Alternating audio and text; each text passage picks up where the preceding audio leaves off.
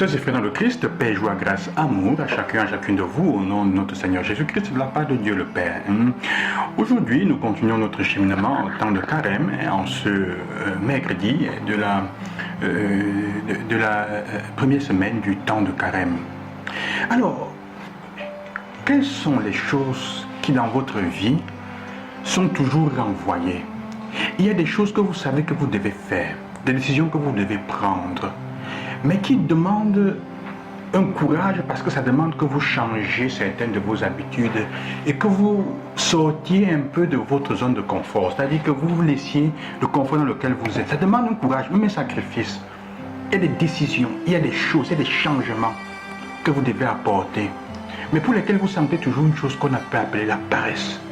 Aujourd'hui, je voudrais parler de cela avec nous, parce que l'évangile, la parole de Dieu, de cette façon, nous invite à cela. Laissez de côté la paresse. Elle peut être spirituelle.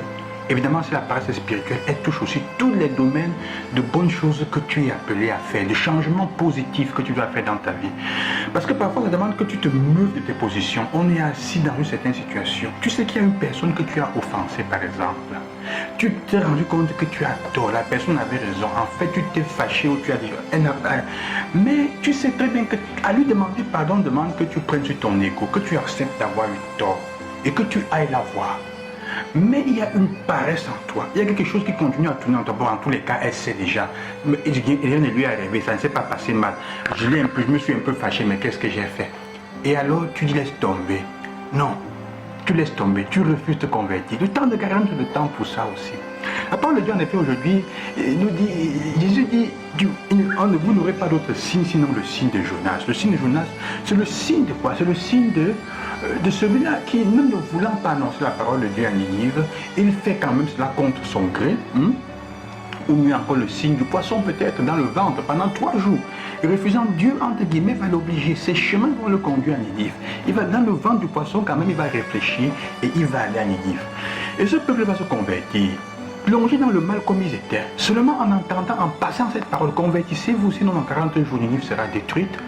40 jours, on revient à 40 jours encore, le temps d'une génération. Sinon, il y a une génération entière qui va effacer. Pendant une génération, votre peuple sera effacé. C'est ça le sens, pendant 40 jours, comment dire, sinon dans 40 jours. C'est-à-dire que, pour dire le temps, c'est en référence au temps d'une génération. Sinon, les 40, vous allez vous perdre tous, tout va s'effacer. Si vous continuez sur cette route-là, votre péché va vous conduire à perdre des générations, à vous perdre complètement. Il prend le courage donc de changer, du roi au dernier des animaux, de changer. Et cela va le porter le salut. Leur vie va reprendre. Et comme dit le texte, c'est une manière de dire de Dieu, le Seigneur se détourne du mal qu'il avait pensé leur faire. Évidemment, Dieu ne pense pas de faire du mal, mais c'est une manière de dire, le mal s'est éloigné de Dieu, les a pardonnés et a même, a même encouragé leur vie, il a soutenu de cette façon. Alors il dit, c'est ça que vous aurez, parce qu'il demande un signe. Je fais comprendre que souvent quand nous demandons des signes, et c'est ce que nous sommes, nous voulons voir des signes avant de bouger, nous voulons voir des choses concrètes avant de changer, nous voulons voir des certitudes avant de faire le pas qu'il faut faire, que la vie nous demande de faire. Sinon nous restons ancrés dans notre médiocrité, on reste ancré dans la souffrance, on sait qu'on doit changer certaines choses, qu'on doit faire des pas, mais on n'a pas le courage parce qu'on est confortablement assis. Comme quelqu'un disait, c'est mieux un œuf aujourd'hui plutôt qu'un poulet demain. Quelqu'un dirait non, mieux je mange l'œuf que j'ai plutôt que d'attendre, de faire le pas, de trouver le moyen d'acheter la nourriture, de couver cet œuf-là pour que ça donne un poulet qui va donner d'autres œufs.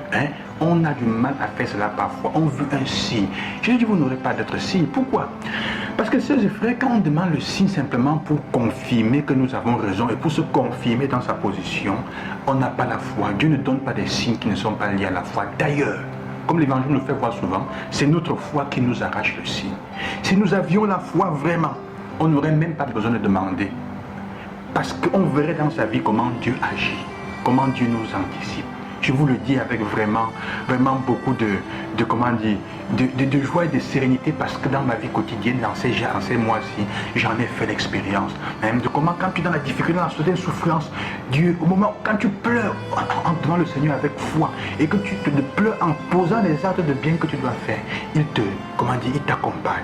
Si tu es dans la souffrance, ne pleure pas en cherchant, en te vengeant. Pleure en priant pour la personne qui te persécute. Pleure en demandant au Seigneur de continuer à faire faire le bien autour de toi. Et tu verras comment tes pleurs vont porter du fruit. Il va te soutenir. Lui-même va venir à ton aide. Hein. Et c'est ce que je vous dis, c'est ça un peu. Donc faisons attention. Quelles sont les paresses que nous voyons dans notre vie? Quelles sont les choses que tu vois que tu vas faire, où tu dois changer? Tu as promis combien de fois d'aller à la messe dimanche? Tu as promis combien de fois d'aller te confesser?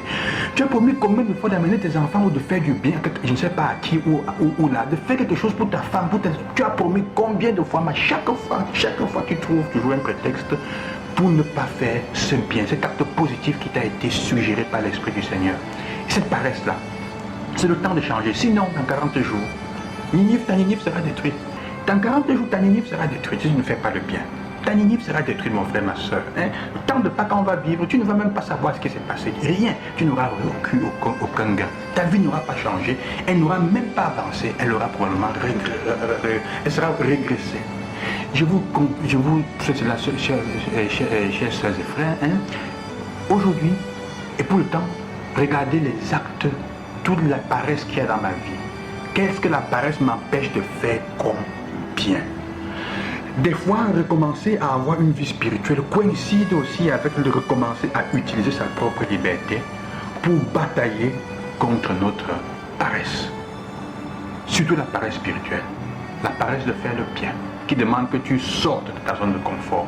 Ce n'est pas facile, mais c'est possible. Que Dieu te bénisse et qui t'accompagne. Bonne journée. Je te bénis au nom du Seigneur. À demain.